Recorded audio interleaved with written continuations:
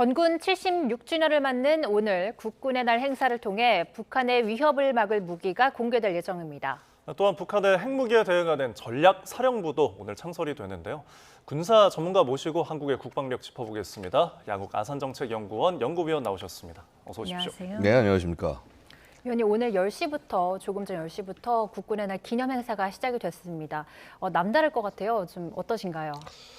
사실 이제 우리가 5년마다 한 번씩 시가행진이나 이런 걸 합니다. 물론 이제 국군의 날 본행사는 매년 하고요. 예. 사실 그렇게 좋은 마음이라고만은 말씀드릴 수 없겠습니다. 결국은 우리가 작년에 시가행진을 했음에도 불구하고 올해 시가행진을 포함해서 대대적인 이런 행사를 준비하게 되는 것은 결국은 그만큼 북한의 위협이 상당히 높고 예. 그런 높은 위협에 대해서 나름 메시지를 전달해야 될 필요가 있기 때문에 실행된 것이라고 말씀드릴 수 있습니다. 그래서 이것이 전반적으로 우리 국군의 능력과 이런 것들을 이렇게 국민들께 보여드리는 측면도 있지만은 적에게 그 잘못된 행동을 했을 경우 어떠한 그 대가를 받을지 알려주는 예. 그런 성격이 더 강하다고 말씀드릴 수 있겠습니다. 네, 저희가 현장화면 함께 보고 계십니다. 지금 기념식에 열리고 있는 서울 공항의 모습인데요. 자, 저희가 국군의 날이 이제 10월 1일로 지정이 되어 있잖아요. 사실 그렇습니다. 육해공군의 창립일이 각기 다른데 이날로 예. 지정된 이유에 대해서 좀 짚어주실까요? 일단은 가장 대표적인 이유는 바로 1950년 10월 1일 국군이 당시 그 북한군의 남침을 물리치고 이제 북진하기 시작한 날짜가 그래서 그렇습니다. 예. 근데 이제 그 날짜를 보고 싶으면 사실 날짜가 다 틀립니다. 우리 육해공군 중에서 실질적으로 제일 먼저 창설된 것이 사실 해군이에요. 예. 해방병단이라고 그래서 1945년 11월 11일에 해군의 전신인 부대가 창설이 됐고요. 그 다음에 육군의 전신인 국방경비대는 1946년 1월 15일에 창설됐습니다. 예. 이제 이랬던 것이 이제 1948년도 8월 15일 우리 이제 대한민국 정부가 수립하고 난 다음에 예. 8월 29일에 이 두 개의 조직이 바뀌면서 1948년 9월 5일에 이 육군과 해군이 정식으로 발족이 된 거고요. 예. 그다음에 1949년 10월 1일에 공군이 창설이 됐습니다. 그래서 이제 그렇게 원래 날짜가 이렇게 다 달랐는데, 예. 자 그런 것이 결국은 이 10월 1일이라는 날짜로 특히 이제 또 10월 1일이 어떤 의미가 있냐면 한국 전쟁이 끝난 이후인 1953년 10월 1일에 한미 상호 방위 조약이 체결된 날이기도 해요. 예. 그래서 결국은 이렇게 통일을 하게 되었다 말씀드릴 수 있겠습니다. 네. 네, 저희가 지금 현장 화면 함께 보고 계신데요. 지금 순서가 열병을 진행하는 모습이죠. 네, 그 의미에 그렇습니다. 대해서 한번 설명해 주시겠어요? 사실은 그렇습니다. 이렇게 그 부대들이 이렇게 일제 정렬해서 그래서 이 전시에 이 출병할 수 있는 그런 태세를 보여주는 그런 것에서 시작이 된 것이고요. 예. 저렇게 그 인석 상관이 이렇게 탑승해서 이제 가면서 이 부대들의 그 상태를 전부 이제 일일이 보게 되는 것입니다. 예. 자, 그렇게 된 이후에 이제 저 병력들이 나중에 분열, 그래서 저희 퍼레이드라고 하는 예. 그래서 이 그 주 사열대를 지나가면서 그 자신들의 능력을 보여주는 이제 그런 순서로 진행이 되는 것이죠. 예, 지금 현재 모습은 이제 해군 제대, 혼성대대 조금 전에 지나갔고요. 해병대대 모습도 보이나 빨간 명찰을 달고 있는 해병대대 예. 모습까지 보고 계신데, 자 저희가 이따가 아까 말씀하신 이제 분열 퍼레이드도 중계를 해드리고 설명을 해드릴 예정입니다. 그리고 오후에는 이제 시가 행진이 아까 말씀하신 것처럼 예. 이제 숭례문에서 광화문까지 예정되어 있는데.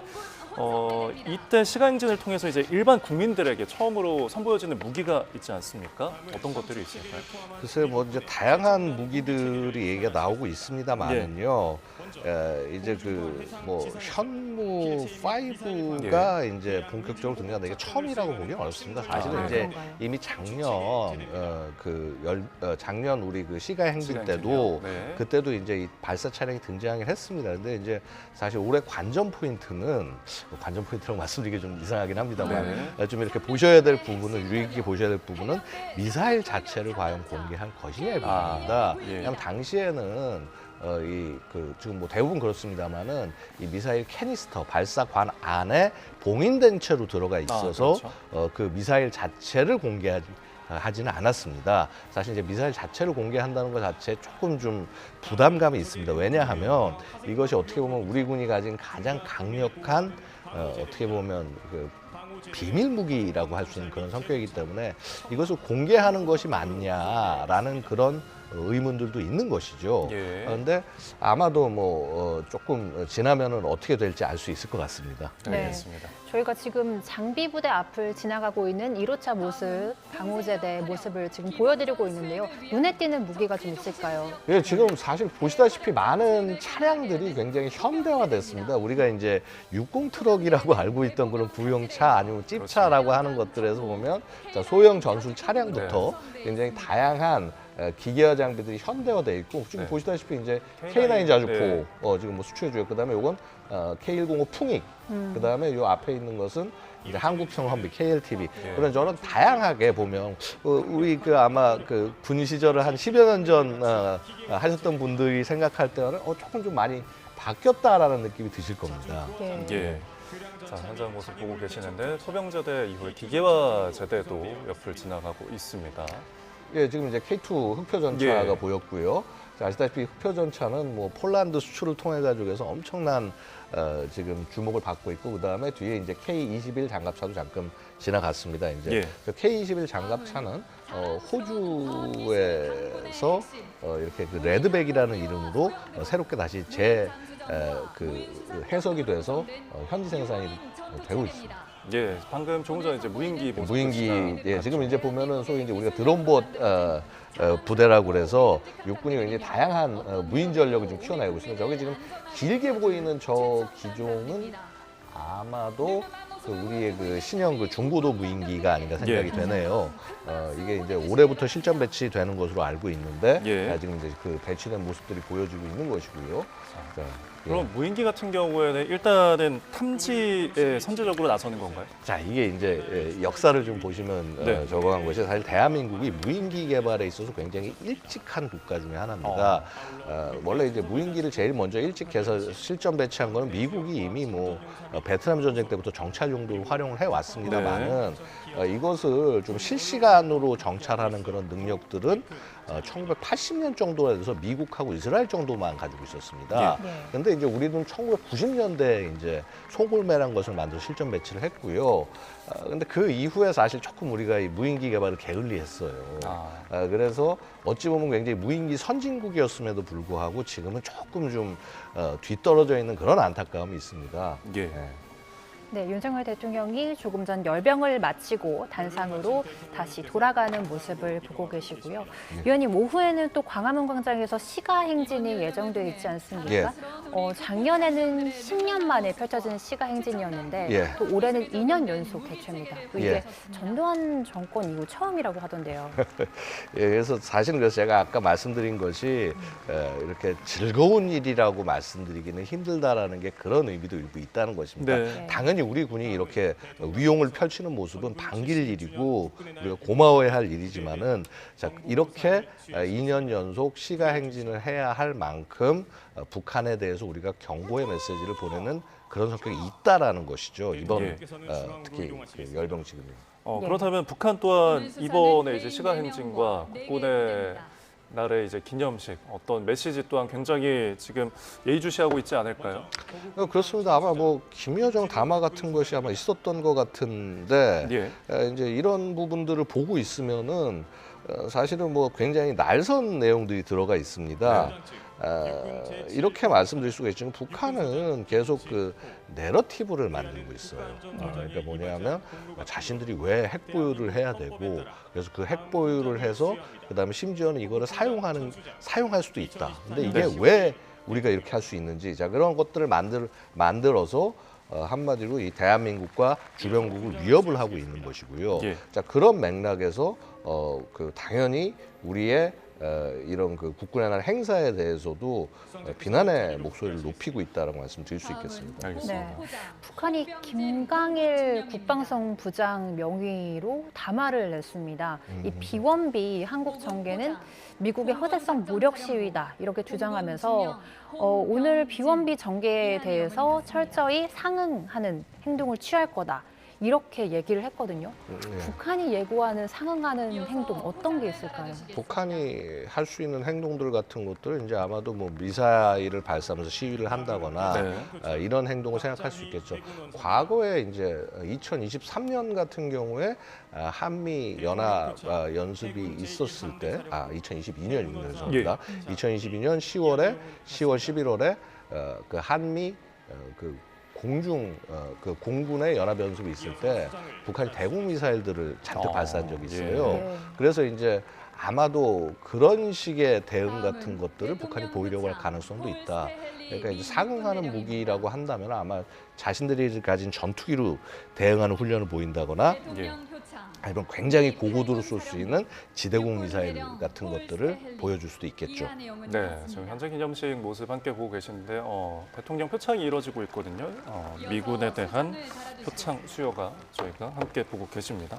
자, 그리고 오늘부터 이제 전략사령부가 창설이 됩니다. 이것의 의미를 좀 짚어주실까요? 사실은 이제 올해 국군의 행사 중에서 굉장히 중요한 핵심 중에 하나가 바로 이 전략사령부 창설이라고 말씀드릴 수가 있습니다. 전략사령부는요, 이제 그 북한이 어떤 핵으로 위협하고 공격하고 이런 것에 대응해서 그 응징보복을 담당하는 소위 KMPR이라고 하는 응징보복 작전에서의 가장 핵심 부대라고 말씀을 드릴 수가 있습니다. 또한 우주와 사이버 작전 등까지도 포함을 해서 한마디로 한반도 전역을 할 수 있는 소위 전략적인 영역에 대한 작전을 수행할 수 있는 그런 부대라고 말씀드릴 수가 있고요. 특히 이제 NCG라고 들어보셨습니까? 우리 한미 핵협의그룹, 한미 핵협의그룹을 통해서 우리가 한미 공동 핵 작계라고 하는 것들을 그 만들어가고 이제 그 지침을 최근에 이제 제정을 했습니다. 여기서 이제 핵심이 뭐냐면요, 미국의 전략사령부가 핵무기를 가지고 북한의 잘못된 행동이 있으면은 거기에 대한 보복 작전을 수행을 합니다. 여기에 대한 카운터파트로 즉 한국의 전략사령부가 마찬가지로 북한의 어떤 잘못된 행동에서 북한 리더십을 향해서 대응을 하는 그런 임무를 수행한다고 말씀드릴 수 있습니다. 알겠습니다. 네, 알겠습니다. 이 표창 수여가 끝나면 윤석열 대통령이 기념사를 하게 될 텐데요. 오늘 메시지에 어떤 내용이 좀 담길 거라고 예상하시나요? 결국은 이 북한에 대한 어떤 경고가 상당 부분 들어가 있지 않을까 기대가 됩니다. 결국은 우리가 올해에도 시가 행진을 할 만큼 그렇게 북한이 그 위기를 좀 높여오고 그다음에 아시다시피 최근에 또 올해 들어서 새롭게 등장한 도발 형태가 있었죠. 바로 오물풍선입니다. 자, 이런 쓰레기 풍선이죠. 이런 쓰레기 풍선들과 같은 이런 행동들에 대한 경고와 그다음에 어떤 그런 방향성 같은 것들도 담겨 있지 않을까 기대가 됩니다. 작년 기념사 같은 경우에는 북한의 공상 세력이나 추종 세력에 대한 가짜 평화 속임수에 현혹되지 말아달라, 되지 않을 것이라는 어떤 주장 담긴 기념사도 좀 눈에 띄었는데 오늘은 어떤 이야기를 할지 저희가 지켜보도록 하겠습니다. 현재 지금 모습 보시면 기념식에서 대통령 표창 훈장 수여까지는 마무리가 된 것으로 보입니다. 지금 단상에서 단상대를 올리는 그런 준비를 하고 있는 것 같은데요. 오늘 대통령의 메시지에는 북한에 대한 강력한 경고 메시지도 함께 담길 것으로 예상됩니다. 네, 워낙 지금 북한에서 복합적인 도발이 이루어지고 있기 때문에 언급하셨던 것처럼 이제 쓰레기 풍선을 날리거나 미사일 도발은 계속해서 이어지고 있는 부분이고요. 자, 이제 윤석열 대통령의 기념사가 이어지겠습니다. 현장 모습 함께 보시죠. 부대열 중시.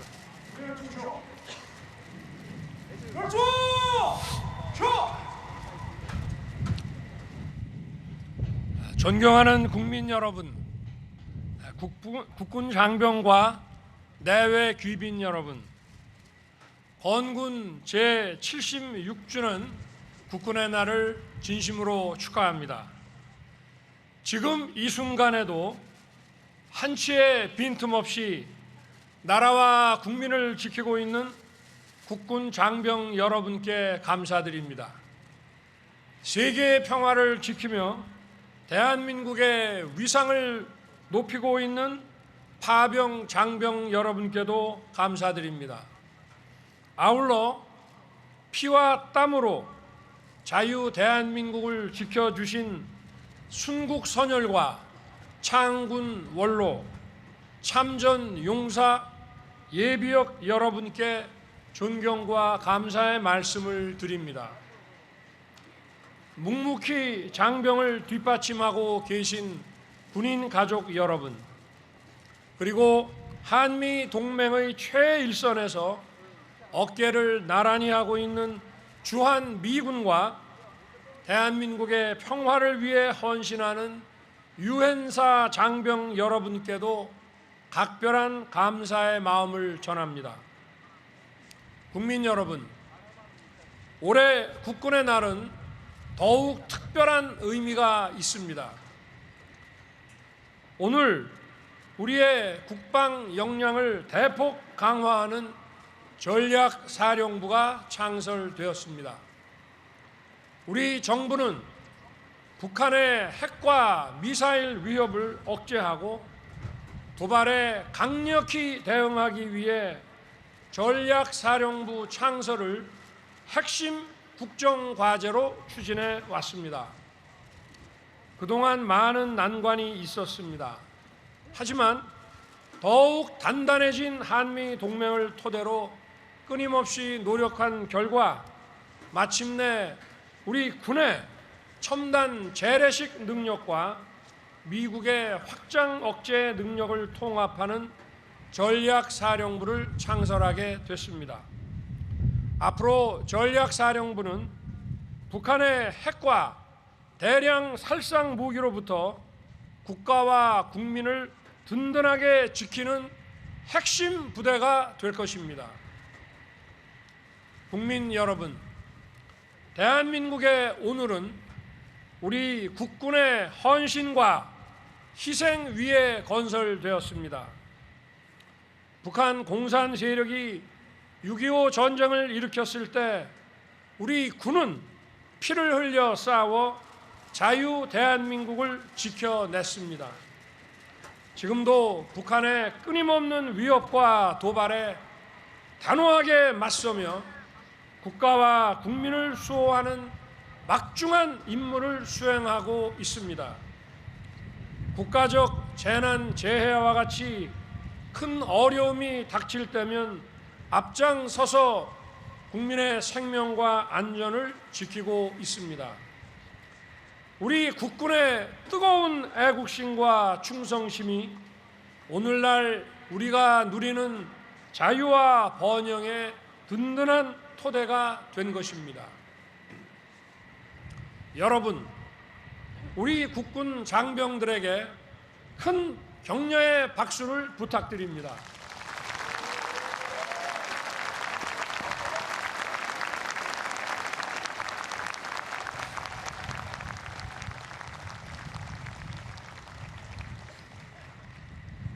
자랑스러운 국군 장병 여러분, 6.25 전쟁 당시 우리 군은 제대로 된 무기 하나 갖추지 못했습니다. 그러나 지금은 우리 손으로 최첨단 전투기를 만들고 군 정찰 위성과 고성능 미사일을 개발하며 세계 최고 수준의 전투함과 잠수함을 직접 건조하고 있습니다. 강력한 군사력과 뛰어난 기술력을 겸비한 첨단 과학기술 강군으로 발돋움한 것입니다. 우리가 만든 전차와 자주포, 방공 무기는 아시아를 넘어 유럽과 중동을 누비면서 K방산의 진가를 보여주고 있습니다. 이제 K방산은 국가 안보와 경제를 든든하게 뒷받침하는 국가 전략 산업이 되었습니다. 세계의 평화를 위해 헌신하는 우리 장병들의 활약도 눈부십니다. 세계 곳곳에서 평화 유지와 재건 활동을 펼치며 공동의 번영에 기여하고 있습니다. 이러한 우리 군의 활약은 대한민국이 글로벌 중추 국가로 도약하는 데 큰 힘이 되고 있습니다. 국민 여러분, 그리고 국군 장병 여러분, 우리는 이렇게 자유와 번영의 길, 세계 평화를 위한 길을 걸어왔지만 북한 정권은 여전히 퇴행과 몰락의 길을 고집하고 있습니다. 오직 권력 세습만을 추구하며 주민들의 참담한 삶은 외면한 채 핵과 미사일로 우리를 위협하고 있습니다. 쓰레기 풍선, GPX 교란 공격과 같은 저열한 도발을 자행하더니 급기야 적대적 두 국가론을 주장하며 통일마저 부정하고 있습니다. 더욱이 러시아와의 불법 무기 거래로 국제사회의 규범에 역행하며 한반도와 세계 평화를 위협하고 있습니다. 우리 군은 강력한 전투 역량과 확고한 대비 태세를 바탕으로 북한의 도발을 즉각 응징할 것입니다. 만약 북한이 핵무기 사용을 기도한다면 우리 군과 한미 동맹의 결연하고 압도적인 대응에 직면하게 될 것입니다. 그날이 바로 북한 정권 종말의 날이 될 것입니다.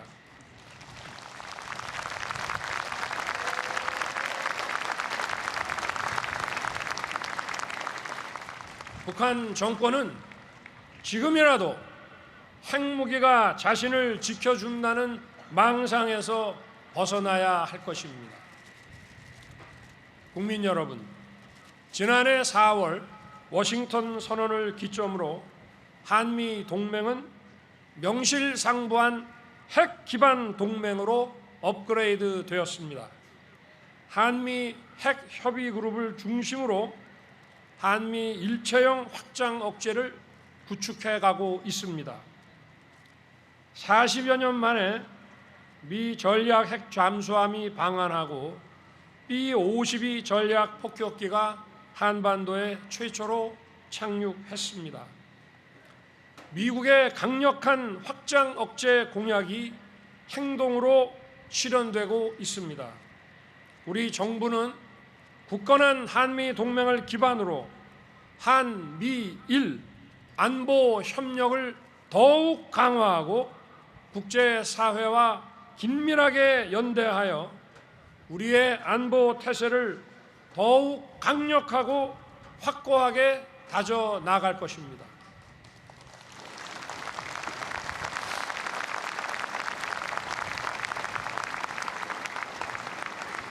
국민 여러분, 국군 장병 여러분, 러시아의 우크라이나 침공이 끝나지 않고 중동 정세가 악화되면서 글로벌 안보 환경이 급변하고 있습니다. 이러한 상황에서 더 강력한 군으로 거듭나기 위해 첨단 과학기술에 기반한 국방 혁신을 이루어내야 합니다. 정부는 작년 5월 대통령 직속 국방혁신위원회를 출범시켜 북한의 위협에 대한 대응 역량을 획기적으로 확충해오고 있습니다. AI 기반의 유무인 복합 체계와 우주, 사이버, 전자전 영역에서 미래의 전장을 주도해 나갈 수 있도록 국방 연구 개발 분야를 더욱 강화해 갈 것입니다. 아울러 무기 체계 개발과 도입 절차를 획기적으로 단축할 것입니다. 강군 육성은 장병들의 사기에서 출발합니다. 장병들이 자부심을 갖고 임무에 전념할 수 있도록 의식주와 의료 체계를 비롯한 제반 복무 환경을 계속 개선해 나가겠습니다. 군복에 자부심을 가질 수 있도록 국가를 위한 헌신에 합당한 처우를 보장할 것입니다.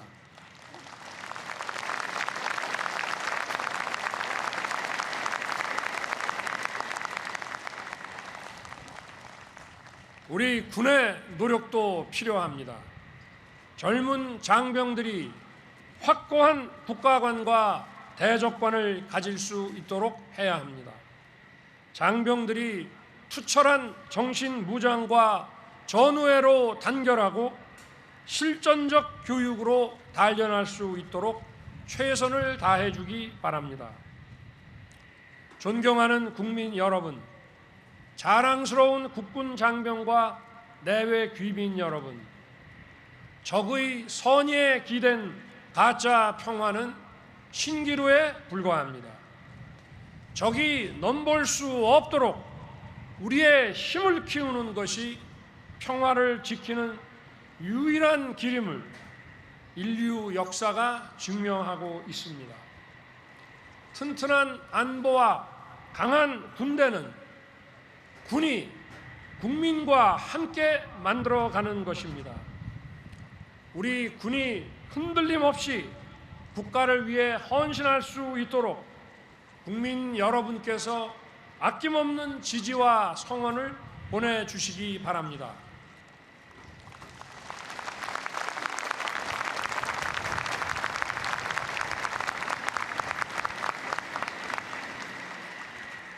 저는 국군 통수권자로서 대한민국 국군 장병 여러분을 전적으로 신뢰합니다. 다시 한번 국군의 날을 축하드리며 여러분의 앞날에 무한한 영광과 축복이 함께하기 바랍니다. 감사합니다. 네, 윤석열 대통령의 건군 76주년 국군의 날 기념식 기념사 듣고 오셨습니다. 눈에 띄는 부분이 만약 북한이 핵무기를 사용한다면 그날이 바로 북한 정권의 종말의 날이 될 거다. 예. 이런 얘기를 했거든요. 예. 저는 굉장히 세게 받아들였는데 네. 어떻게 평가하셨어요? 센 발언은 맞습니다만은요, 단순히 허언이 아니라 이것이 한미 양국의 공통된 입장입니다. 이거 이제 한미 안보 연례 회의 SCM에서 얘기가 처음 나오긴 했습니다만요. 이것이 지금 이제 한미 정상이 양쪽이 다 확인하는 얘기예요. 근데 그러면 이게 무슨 뭐 대한민국 대통령과 미국 대통령이 전쟁광이라서 저런 소리를 하냐? 절대 아닙니다. 뭐냐면요, 핵 사용이라고 하는 것이 그만큼 심각한 일이다. 핵 사용이라고 하는 것을 굉장히 우습게 생각한다면 북한이라는 정권은 완전히 없애버릴 것이다라고 하는 그런 얘기를 하는 겁니다. 예. 왜냐하면 인류에 있어서 가장 최악의 상황은 핵이 전쟁에 사용되는 상황인 겁니다. 예. 이걸 핵을 선제적으로 사용하는 그런 상황이 된다면 당연히 북한은 그것이 아무리 뭐 피해가 적고 사람이 적고 한다고 하더라도 이것을 대한민국 영토와 영해와 이 대한민국의 영역을 활용한 이상요, 이거는 핵을 사용한 행위가 되는 거고, 그렇다면은 북한 정권 자체, 그 다음에 핵 무기들과 함께 전부 다 제거를 해야 된다라는 예. 것이 이게 대한민국 혼자의 생각이 아니라 미국의 생각이기도 하고, 그 다음에 이 그 세계 평화를 바라는 대부분 나라들의 동일한 생각이기도 합니다. 그래서 사실은 핵 사용이라고 하는 것을 북한이 너무 가볍게 얘기하고 있어요. 예. 2022년에 핵무력 정책법을 통해서 핵 사용 조건을 얘기하면서 세상에 핵 사용 조건에 기타를 넣는 정신 나간 집단이 북한입니다. 그럼 말도 안 되는 얘기예요. 예. 그래서 이러한 북한의 행동에 대해서 너 핵이라고 하는 것이 그렇게 함부로 쓸 수 있고 그렇게 함부로 사용이라는 것을 얘기할 수 있는 것이 아니다라는 것을 경고할 뿐만 아니라 실제 그러한 능력을 갖고 북한에게 전달하고자 한다. 이 말씀만큼은 정확히 해주고 싶습니다. 그래서 이것이 무슨 전쟁을 일으키려고 하고 불안을 일으키려고 하는 것이 아니라 예. 핵 협박이라고 하는 것이 통할 것이라고 생각하는 북한에게 예. 정확한 메시지를 보내는 것이다. 단순히 강한 메시지가 아니라 예. 실질하는 정확한 메시지를 보내는 것이다. 이렇게 말씀을 드리고 싶습니다. 네. 이 북한의 어쨌든 확장 억제력을 좀 키워야 된다라는 그 의미들이 많이 포함이 된 것 같습니다. 오늘 지금 기념사 보시면서 또 눈에 띄는 점 있으신가요? 글쎄요, 뭐 일단 전략사령부 창설을 다시 이제 제일 처음에 말씀을 해주셨어요. 이제 그 여러 감사의 말 이후에 예. 그만큼 이제 사실 이번 국군의 날에서 가장 핵심이 사실 이 전략사령부라는 것이 생겼고 그리고 우리도 그래서 북핵의 어떤 위협에 대해서 이전까지는 사실은 상당 부분 미국의 뭐 전략 폭격기나 이제 미국의 전략 자산을 의존을 해왔다면 예. 대한민국도 이제 스스로의 전략 자산을 가지고 사령부를 만들어서 이렇게 북한의 행동에 대응할 수 있도록 그렇게 준비했다. 자, 이런 것이 가장 이번 그 국군의 날에서의 핵심 메시지가 아닌가 생각이 됩니다. 뭐 그 이후에도 뭐 우리 그 K방산의 활약, 그다음에 이것이 단순히 뭐 무기 체계가 뭐 성능이 좋고 잘 팔려서 무슨 뭐 애출이 좋아지고 이런 것이 아니라 예. 대한민국이 국제사회의 평화에 기여하는 방법이고 대한민국의 이렇게 그 우방을 늘려가는 그런 방법이다라는 그런 메시지 포함이 됐습니다. 그리고 북한 정권에 대한 경고, 뭐 사실은 어떻게 보면 이게 가장 핵심이죠. 그러니까 전략 사령부와 같은 존재, 그다음에 미국의 전략 자산 이것으로 북한이 만약에 잘못한 행동을 하면은 예. 그런 이 핵사용이라는 잘못된 결정을 하면은 정말로 끌고 갈 수 있다라고 하는 것을 명확하게 전달을 했다. 이게 사실은 오늘 전반적인 행사가 전하고자 하는 국민과 네. 세계와 그다음에 더욱더 정확히는 북한 정권에게 전하고자 하는 그런 메시지다라고 말씀을 드릴 수 있겠습니다. 네. 그리고 우리 국방력의 핵심이라고 하면 삼축 체계가 있을 텐데요. 예. 이 중에서 두 번째 단계죠. 한국형 미사일 방어 체계 예. KMD가 있습니다. 예, 예. 저희가 그래픽을 한번 준비를 해봤거든요. 예. 먼저 진강경실 그래픽인데요. 한반도를 옮겨왔는데 예, 지금 보고 계시는 북한의 화면이 미사일, 예, 맞습니다. 저고도 방어 체계죠. 맞습니다. 천궁2와 패트리어 3인데 예. 이 두 개의 차이점이 뭔가요? 사실은 고도나 이런 것들이 거의 비슷합니다. 그러니까 정말 저고도 요격, 그러니까 미사일 발사가 되면 상승 단계가 있고 중간 비행 단계가 있고 하강 단계가 있습니다. 하강에서 떨어지는 예. 종말 단계라고 하는데, 자 이렇게 떨어지는 단계에서도 고도가 낮은 것, 그러니까 고도가 한 30-40km 이하, 예. 여기를 우리가 이제 저고도라고 얘기하고요. 천궁이 한 고도 15에서 20km 정도의 고도, 그다음에 패트리엇 팩3가 그거보다 살짝 높은 한 30에서 40km까지의 고도, 이렇게 요격이 가능합니다. 예. 그래서 이런 다층 요격을 통해서 일단은 북한의 단거리 미사일 공격을 막아내고요. 예. 그다음에 사실 이 천궁이란 것이 천궁2가 원래 M셈, 그러니까 사거리가 좀 미디엄 셈, 예. 셈이라는 게 이제 그 서피스 투 에어 미사일, 그 예. 지대공 미사일을 뜻이고요. 근데 이제 요거 천궁보다 고도가 더 높은 그렇죠. L셈이라는 네. 것이 지금 이제 개발이 돼서 작년 열병식에도 한번 등장을 했었고 아마 내년 정도 올해 말 내년 정도부터는 실전 배치가 될 수 있지 않을까 기대를 하고 네. 있습니다. 지금 지금 보고 보고 있는 계신 것이 화면이 맞습니다. 네. 자, L셈이 이제 고도입니다. 40km 이상 고도에서, 그래서 40에서 60km 정도 고도에서 아마 요게 가능하지 않을까 생각이 되고요. 예. 이 L셈에서 조금 성능을 더 향상시킨 L셈2, 그래서 아마 이제 거의 100km 고도까지 요격할 수 있는 예. 그 L셈2도 지금 개발이 한참 준비가 되고 있습니다. 네. 그렇게 해서 이렇게 중첩적으로 북한 미사일에 대한 공격을 막는 시도가 되는 것이, 사실은요 이게 보면 저런 시스템이 다 완성이 되면요 네. 대한민국의 미사일 방어 체계는 아마 미국보다도 촘촘해질 수 있다라고 말씀을 드릴 수가 있습니다. 왜냐하면 미국은 패트리엇 팩3가 이제 30km까지, 그 다음에 그 사드가 지금 네. 그렇죠. 네, 사드가 나오고 있습니다. 이게 고도 한 120km 정도까지 이제 요격이 됩니다. 예. 사실 이제 성능이 조금 더 향상된 버전은 그것보다 조금 더 높게 뭐 150에서 뭐 200까지도 요격할 수 있다 이런 얘기들이 있는데 그거는 조금 더 이제 그 좀 지켜봐야 되겠고요. 네. 또 이보다 높은 경우에는 또 SM3가 있죠. 맞습니다. 이제 예. SM3가 그야말로 이렇습니다. 대기권 밖, 예. 우주에 해당하는 성층권에 와. 해당하는 그 소위 이제 엑소 애트모스피어에서 요격을 합니다. 네. 그러다 보니까 사실은 이게 거의 우주 자산하고 거의 비슷하고요. 자, 아마 SM3를 개조해서 사용할 경우에는 인공위성 같은 것들도 잘 하면 요격할 수 있지 않나 이제 이렇게 판단이 되기도 합니다. 자, 어쨌거나 기본적으로 이 SM3는 예. 사실은 이제 대한민국을 향해서 저렇게 고고도 미사일을 발사할 가능성은 많지는 않아요. 예. 네. 그래서 이제 저거는 아마도 우리 뭐 괌이나 아니면 이제 주일 미군 기지나 뭐 혹은 뭐 미국 본토라든가 이래 우리 동맹에 대한 위협에 있어서 예. 이거를 요격할 때 그다음에 북한이 아주 드물게 예를 들어서 ICBM 같은 것들을 대한민국 공격을 위해서 활용할 수도 있습니다. 예. 그러니까 고각 발사를 통해서 이제 그럴 때 한다거나 하는 용도로 활용이 되게 되는 것이죠. 예, 저희가 AR을 통해서 한국형 미사일 방어 시스템에 대해서 한번 살펴봤습니다. 자, 그러면 이런 한국형 삼축 체계 중에 이제 두 번째였잖아요, 미사일 방어. 예, 맞습니다. 아까 언급하셨던 전략사령부가 이런 부분들을 좀 총괄하게 되는 건가요? 애초에는 전략사령부가 삼축 체계를 전부 총괄하는 그런 사령부로 알려졌는데요. 예. 사실 이제 저희 그 안보 연구자들 사이에서 요건 좀 좋지 않은 접근에 전문가들 사이에서도 그런 얘기가 나왔고 왜냐하면 기본적으로 킬체인과 KAMD는요 우리 군이 평상시에 1년 365일 하는 행위입니다. 예. 그럼 이건 뭐냐면 우리 그 한미 연합사로서 계속 365일 운영을 해야 되는 시스템이라는 것이 되는 네. 것이고요. 이것을 전략사에다가 따로 띄어서 맡겨서 운영하는 것은 되려 효율성이 높지가 않다.